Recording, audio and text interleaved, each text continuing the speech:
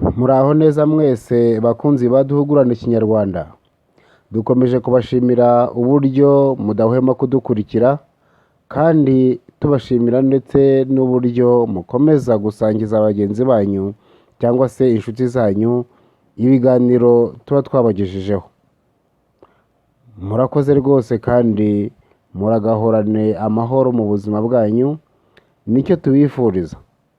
Si amahoro gusa ahubwo muzajye mugira n'amahore maze mutunge mutunganirwe. Uyu munsi nk'uko musanzwe mubizi ko ibiganiro byacu byibanda ku migani, insigamigani ndetse n'imvugo zabaye rurangiranwa umuntu yakoresha aganira na bagenzi be cyangwa se aganira n'inshuti. Ikiganiro cy'uyu munsi kiribanda ku migani. Imigani 10 twabahitiyemo uyu munsi ni imigani nabwo umuntu yakoresha aganira na bagenzi be cyangwa se inshuti ze, ndetse n'imigani umuntu yakoresha mu gihe afite ijambo akagenda avangamo ku buryo ijambo riryoha. Tubahaye ikaze rero, aha ni umwanya wo kugira ngo hagire ibyo twigiraho, cyane cyane imvugo nziza n'amagambo meza atoranijwe ku buryo umuntu yaremera inshuti ze cyangwa se abavandimwe isi nziza, isi y'umunezero.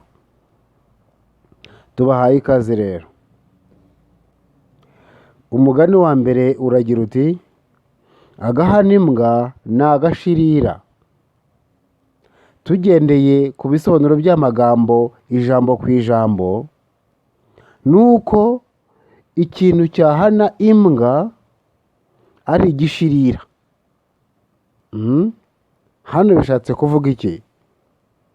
Iyo bashatse igishirira kugira ngo bahane imbwa, ni uko iyo mbwa iba itumva cyangwa se idakurikiza ibyo shebuja wayo ayibwira. Icyo gihe rero agashaka agashirira akayipfurika kugira ngo yumve. Aha ngaha rero tugiye mu bisobanuro byimbitse, ni uko agahana imbwa ni agashirira bishatse kuvuga ko iyo umuntu atagira imyumvire mizima cyangwa se atumva cyangwa se afite imico runaka, bisaba kumushakira uburyo bukomeye kugira ngo azibukire ibyo arimo, kugira ngo ajye ku murongo. Bikaba bisaba gushaka ikintu kimushoboye kugira ngo ashobore guhindura imyitwarire runaka afite. Niyo mpamvu bavuga ngo agahana imbwa ni agashirira.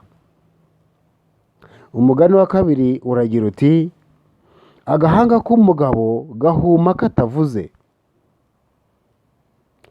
Burya agahanga k'umugabo burya urakareba ukakibwira.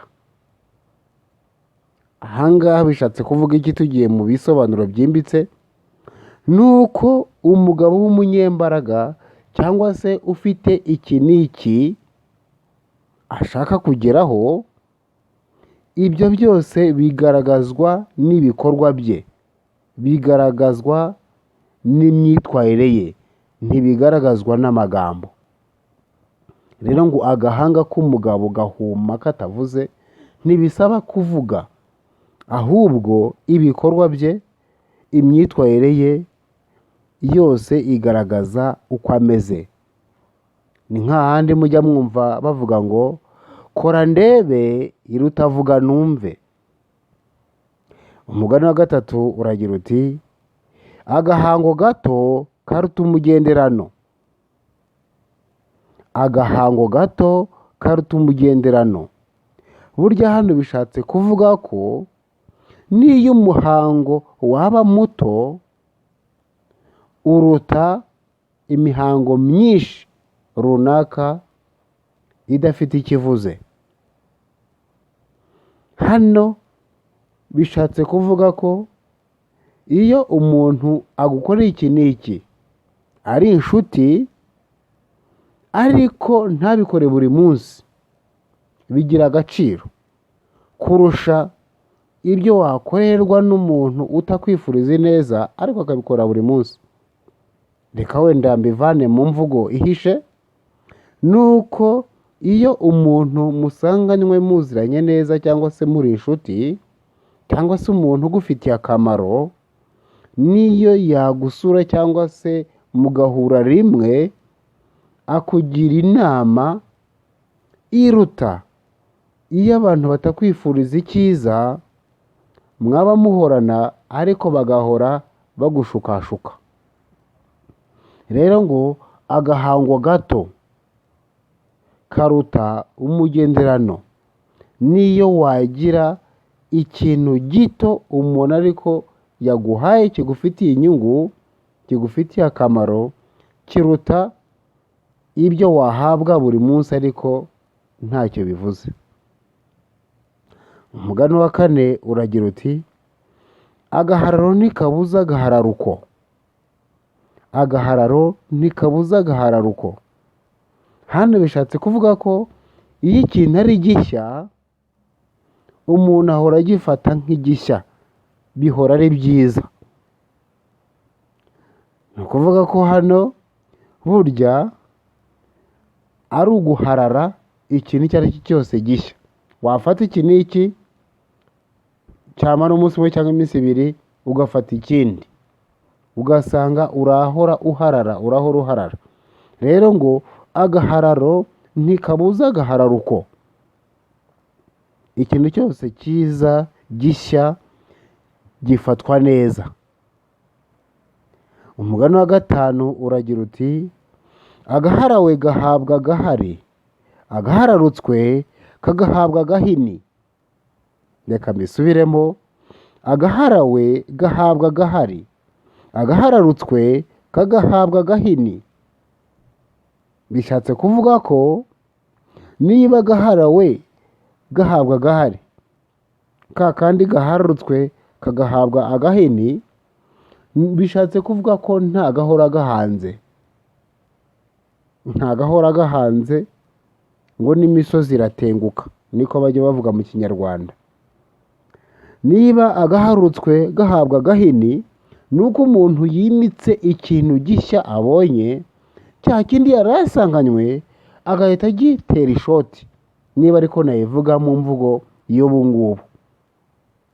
Bishatse kuvuga ngo nta gahora gahanze. Iki n'iki, uyu munsi uyu n'uyu gishobora kurangiza igihe cyacyo, umuntu agafata ikindi. Burya ngo ibihe biha ibindi, ko bishatse kuvuga. Umugani wa 6 uragira uti agaharawe kaboherwa uruhago. Agaharawe kaboherwa uruhago. Burya mujya mwumva bavuga ngo uboneye imbwa mu busaza ayubakira ikiraro. Ikintu gishya buri gihe umuntu aragiharara. Usanga niyo umuntu aguze umwenda mushya awuhoramo. Icyo ngicyo ni ikintu kigaragara cyane ku bana, nk'iyo bafite umubatizo cyangwa se bafite batisimu, usanga imyenda bambaye bwa mbere mishya bayigumamo ntibayivanemo, ntibayiyambure kugira ngo nibura bigaragare ko yambaye umwenda mushya. Rero ikintu umuntu aharaye akigumamo. Ahangaha rero ngo agaharawe kaboherwa uruhago, ni hahandi iyo ikintu ari gishya umuntu agifata neza, umuntu aragiharara. Ni hahandi uzasanga n'umusaza wifitiye akamodoka ke gashya, cyangwa niyo kaba kanashaje ariko akaboneye mu busaza, akagendesha neza ku buryo niyo yajya no mu mukuku usanga afata amaferi cyane kugira ngo katagira uko kikanga. Ahangaha rero agaharawe kaboherwa uruhago, ni ukuvuga ko akantu gashya kariko kose cyangwa se ikintu umuntu abonye gishya agifata neza. Umugani wa 7 uragira uti agahimbaza umusyi kaba munsi y'ingasire. aha ngaha bishatse kuvuga ko burya umusaruro urashimisha. Iyo umuntu akoze iki n'iki, hari igihe umuntu ananirwa agacika intege, ariko ikivamo nicyo gituma yibagirwa za mvune zose yagize mu gihe yakoraga wa murimo. Rero igihimbaza umusyi kiba munsi y'ingasire. Umugani wa munani uragira uti agahinda k'inkono kamenywa n'uwayiharuye.